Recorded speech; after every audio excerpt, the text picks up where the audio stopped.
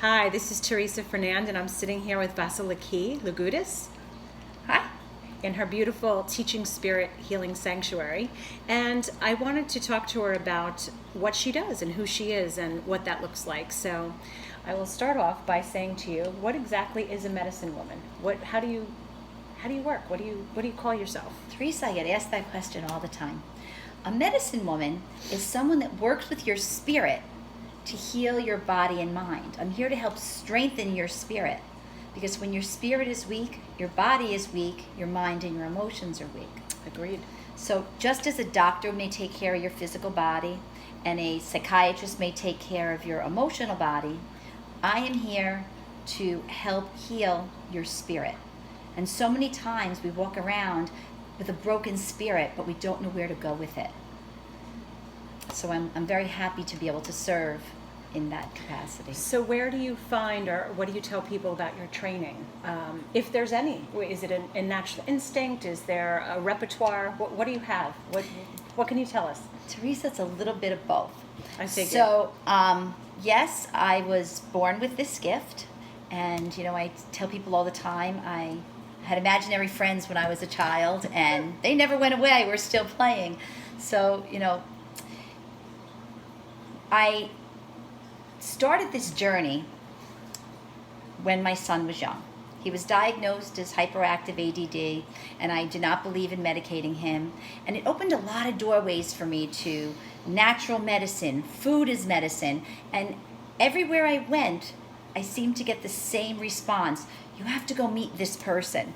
So Spirit was at work bringing me to these amazing teachers. And teachers come in many forms. Yes, they do. So you don't have to go to South Africa or to India to find that teacher. There are true teachers inside of you. When you search outside of yourself, you're searching for tools that help you to find your teacher within, which all of us have. And I feel that's the most important part about coming to a medicine woman, is to be able to awaken your teacher and your healer within you. Well said. I believe we were drawn together for that exact reason, that we're facilitating healing and the tools within yourself. Yes, absolutely. So how, in particular, were you influenced, or any special teachers or special moments, or? I would say that I had many special teachers. I was blessed to have the opportunity to travel to many different countries and meet amazing, beautiful beings. Well, expand on that. Such as where?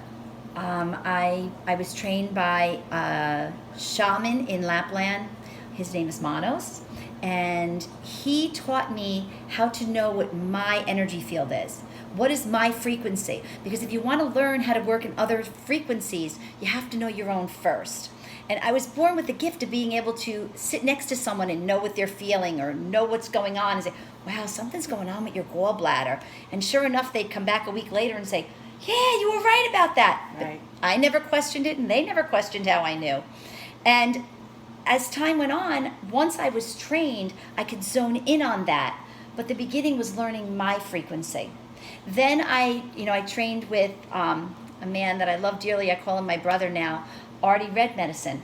And he was born blind and deaf. Wow. And his grandfather took him out in the woods. He lived on an Indian reservation out in Long Island. And when he was 12 years old, he just woke up one day and had his eyesight and his ears. It was just amazing. One of those profound miracle mysteries, right? Yes. And he was the person that, he taught me his ways, but he taught me that I had to find my way. That the important part is finding what's within you. So important. Don't you feel that so many people are trying to make you a master of their work or their vision, but yet you have to be a master of your own. That's and right. That brings me to my favorite and dearest to my heart was Master Tio, who was a Tibetan monk that helped me on my healing journey to heal my back problems and to teach me Qigong, which is a form of self-healing that I believe is just so amazing and so powerful. It helps to build your energy so that you can heal yourself, but it also helps you to connect with those higher levels of your being, with Right. your intuition to guide yourself versus giving your power over and asking someone else to give you answers. So you've been doing this for years. You're born like this. So how long have you been practicing and working with people? I've been practicing for almost 30 years, and I love what I do. I basically work by word of mouth. I was just gonna ask you that. How do people find you? And sometimes we don't have to be exposed or out there, but people just find us. The people that need us, the people that need you. Right. And they aren't even sure that it's not like you're looking up in the yellow pages a medicine woman. Correct. They just Right. find you Right. when they're supposed to. Absolutely.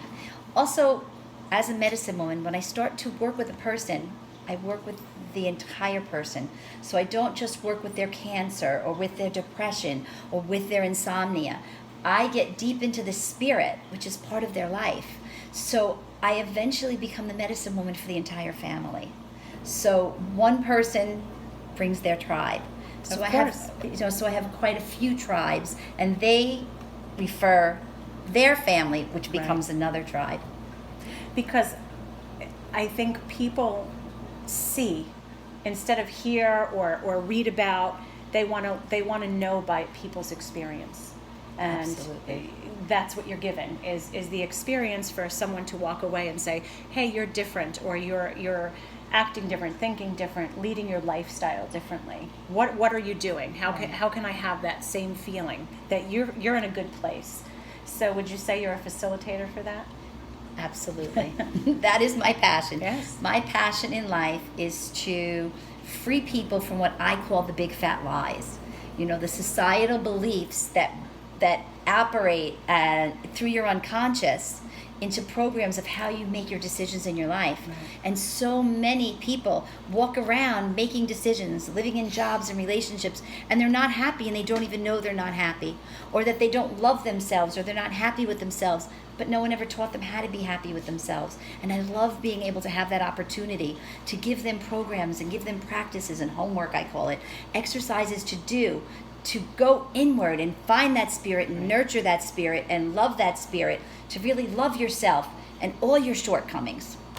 So as I learn about you and connect with you, you put together these amazing retreats or workshops or intensives, if you will, and you've taken people to, I call them magical or enchanted places, as well as just locally, because you're taking people on a journey.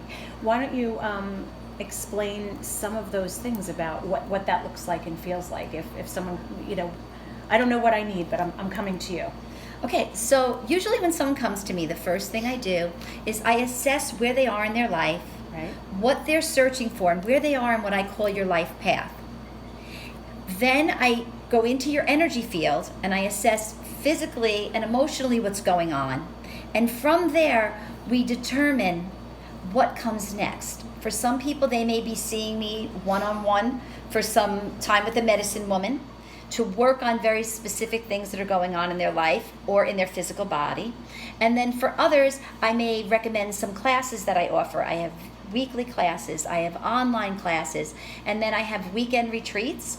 I have individual retreats, so Right. I may recommend for someone that's, in a place where I don't know if I should stay in this marriage, if I should leave this marriage, if I should have this child. These are big life decisions. Right. So I will recommend them to have an intensive where they come and they spend a few days with me, or as many days as it takes to figure that out and to really figure out, why did you create this? What purpose is it serving in your life? And how can we utilize that to come up with the answer that's going to work best for you? Making some breakthroughs through those blocks, Absolutely. through those questions, through that fear, through that doubt.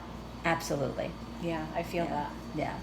And then I also, I take people on spiritual journeys. And a spiritual journey, as I've come to learn, doesn't necessarily mean you have to go to a foreign country. But it's fun, and I do that. Yes. Where is your next one? Greece, I My hear. next trip is Greece. The last one was South America, and it was just amazing. So I'm really looking forward to that in October. So you take a group of people that sign up. Correct. And what happens? So, the Earth has what's called meridian lines, just like we have meridian lines. And as the energy flows around the Earth's meridian lines, it can ball up in certain places, like the top of mountains, rivers, oceans. And there are specific places that have certain energies that you can... Like we hear about the vortexes in That's right. So Hawaii and that's Sedona right. and things like That's that. right. Okay. So there's many vortexes, some right in your own backyard. So it's fun to go to exotic places and find these vortexes and connect with the energy that's there. Yeah. So what happens is when you go to a place and you connect with a very specific type of energy, your energy and that energy begin to mold together. And you get to take some of that energy from that vortex and bring you to the next level of your work, wherever that is on your path. Whether it's, to better yourself, just to balance to yourself. the layman just cluing in, what does that mean? Like tapping into a vortex and taking that energy for yourself. So what does that even mean? So again, what that means is we're all made up of energy. Right. And depending on what's going on in your life, your energy is going to vibrate at a different frequency. So when you have a headache, your head may be in a lower frequency than the rest of your body. When you're stuck in a place in your life and you don't know where to go, what to do next, there's parts of your being that are a very low frequency and it's stuck there. So sometimes if you go to the top of a mountain where there's a high energy, you go there and that energy lifts your energy, and all of a sudden you just feel so clear and answers start coming and your body starts feeling great.